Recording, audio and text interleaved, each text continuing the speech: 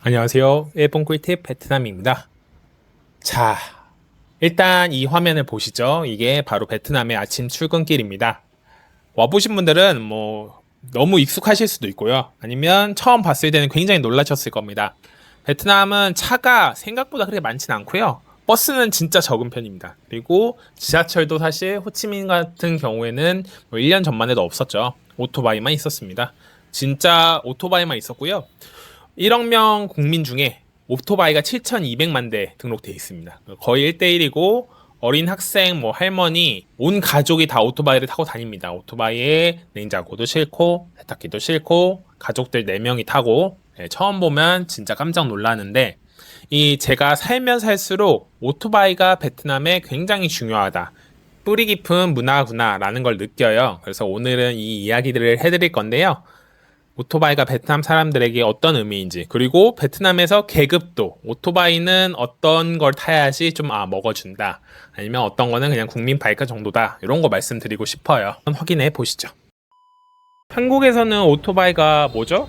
보통은 배민 생각하실 거예요. 배달 아니면 이제 좀 돈 있으신 분들이 주말에 드라이브하는 취미, 이런 거일 겁니다. 아마 1000cc 이상 리터급으로 해가지고. 베트남은 정말 다릅니다. 3명 태우고 학교도 데려다주고 직장도 가고 슈퍼마켓도 장봐오고, 그리고 그 짐들도 다 싣고 가죠. 아까 인트로에서도 말씀을 드렸는데 저는 베트남 오서 깜짝 놀랐던 게 냉장고 혹은 엄청난 큰 장롱, 세탁기 이런 거를 오토바이 실어서 옮기는 거 보고 깜짝 놀랐습니다.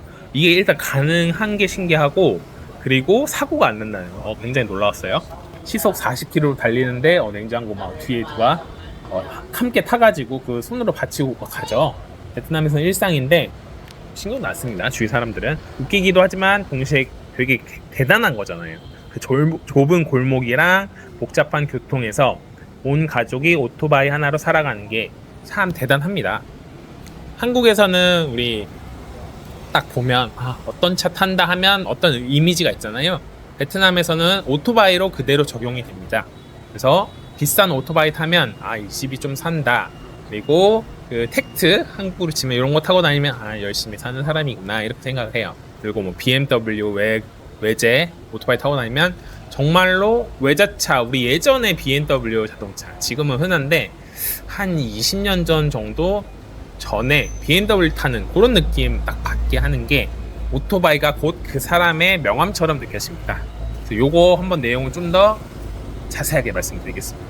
제가 초반에 베트남 오고서는 한 4년 정도 그랩만 탔었어요. 그때는 되게 불편했던 게, 일단은 오토바이가 무서우니까 자주 안 타고 차를 많이 탔는데, 차는 오는데도 시간이 많이 걸리고 좀 베트남 교통 상황도 안 좋고 도로도 열악하다 보니까 비 오거나 하면 굉장히 늦어집니다. 그리고 아예 콜을 안 받는 경우도 굉장히 많았어요.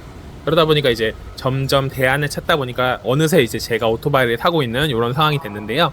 일단 오토바이를 타면 접근성이 굉장히 좋습니다. 베트남이 골목길이 많기 때문에 맛집이나 카페나 현지 시장이나 이런 것들 다 깊숙이 들어가 있어요. 그러다 보니까 그냥 그랩 타고 아니면 차 타고 가면 좀 걸어야 되는 상황도 많고요. 그리고 특히 운전을 하게 되면 자동차는 주차할 데가 만만치 않습니다. 그러니까 다 길에다 대고 있는 거예요.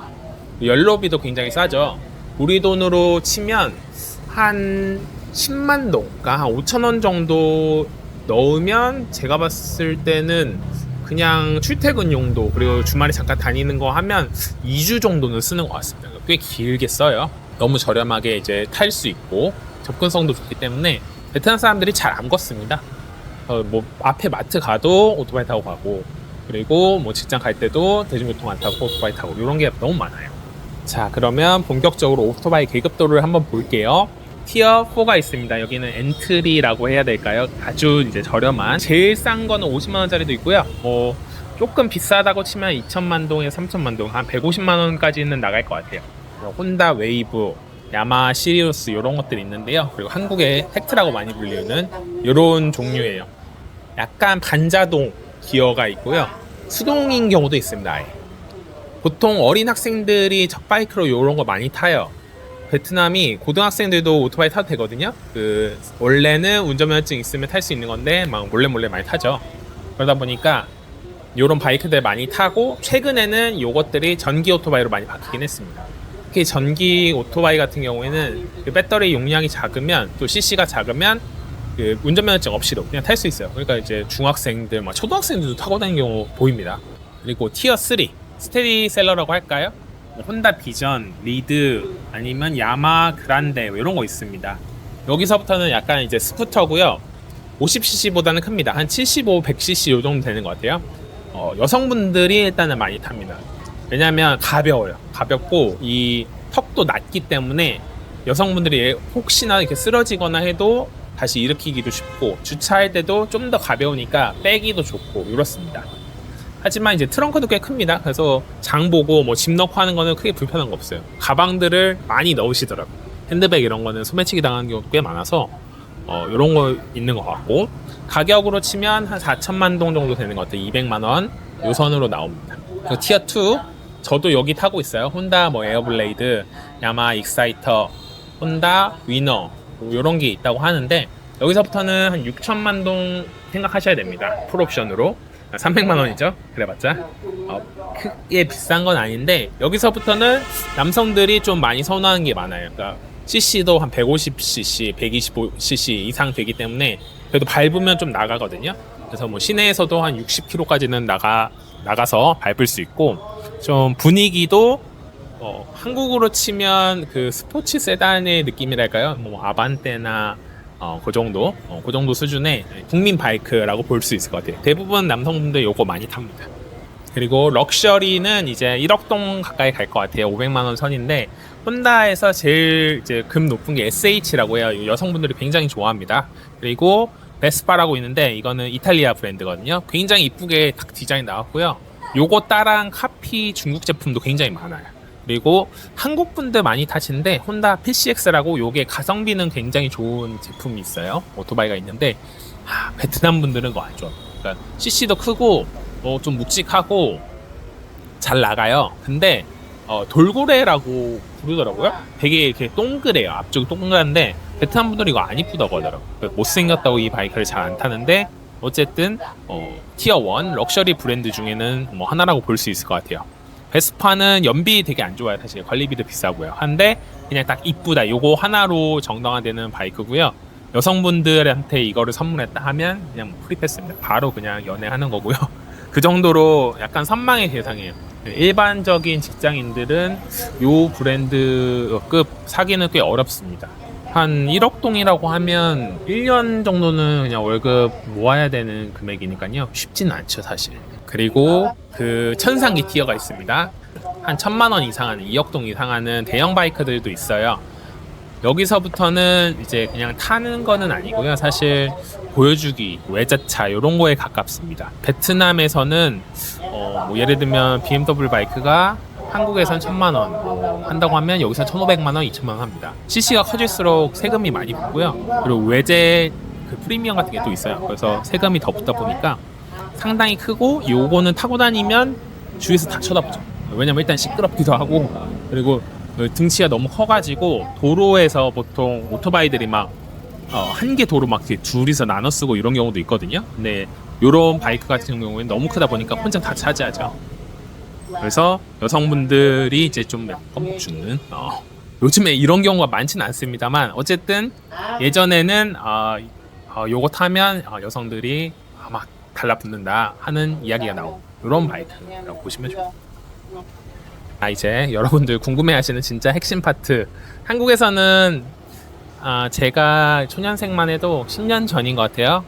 첫 데이트 때 차 끌고 오면 점수가 올랐습니다. 지금도 그런지는 모르겠어요. 요즘엔 제가 한국에서 뭐 연애를 해본 적이 없으니까. 베트남에서는 이게 오토바이죠. 어떤 오토바이 타느냐도 중요하지만 어떻게 태우느냐가 더 중요합니다. 굉장히 여성분들은 탈스러워요. 어떻게 보면 오토바이가 있으면 그게 끝이 아니고요. 본인을 데리러 와야 됩니다. 베트남은. 그래서 집 앞에서 픽업하고 데이트하고 다시 데려다주고 뭐 이래요.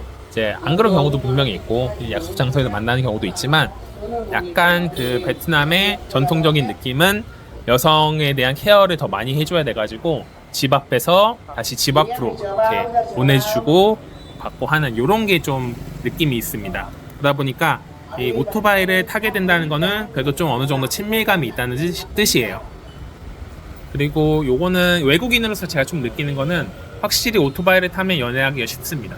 베트남 현지에서 이미지가 좀 달라요. 보통 외국인은 그랩을 탄다 이런 게 많은데 이 사람이 베트남에서 오토바이를 모는구나 하면 정말 뭐 베트남 스타일로 알고 있다 혹은 장기로 거주하는 사람이구나 좀 더 신뢰를 갖는 것 같아요. 그 나라 문화에 녹으려는 태도를 보이는 거니까 은근히 매력 포인트가 되는 거고요. 또 이건 제 경험일 수도 있는데 제가 오토바이 타고 다니다 보면 CC 큰 아까 말씀드린 BMW 혹은 뭐 혼다 PCX 이런 거 타시는 분들은 꼭 뒤에 여자친구분이 같이 타시더라고요. 모르겠어요. 이게 오토바이가 비싼 거여서 그런 건지 아니면 현지 문화에 잘 적응해서 그러신 건지는 모르겠지만 항상 CC 큰 오토바이 뒤에는 여성분들이 함께 타고 있더라고요. 네, 그래서 오늘은 뭐 베트남 오토바이에 대해서 알아봤는데 베트남에서 정말 오토바이 중요한 요소이기도 하고요. 베트남 오토바이 구매하실 때는 요런 티어 보시고 요 정도 금액에 요 정도 제품 사면 괜찮겠다라는 거 한번 알아보시면 좋을 것 같아요. 그리고 연애 쪽은 제가 약간 농담한 거기도 한데 연애를 꿈꾸시는 분들은 확실히 도움이 되긴 합니다. 왜냐하면 반경도 넓어지고 그리고 갈만한 장소도 많아지고 그 베트남 여성분들에 대한 인식들도 다들 오토바이가 있으면 이 남자가 좀 더 베트남에 잘 아는구나 관심이 있구나 라고 생각을 하기 때문에 이래저래 좀 유리한 부분은 있는 것 같습니다. 그래서 오늘도 구독과 좋아요 알림 설정 부탁드리고요. 영상 시청해 주신 모든 분들께 다시 한번 감사의 말씀 드립니다. 일본 국힙 베트남이었습니다.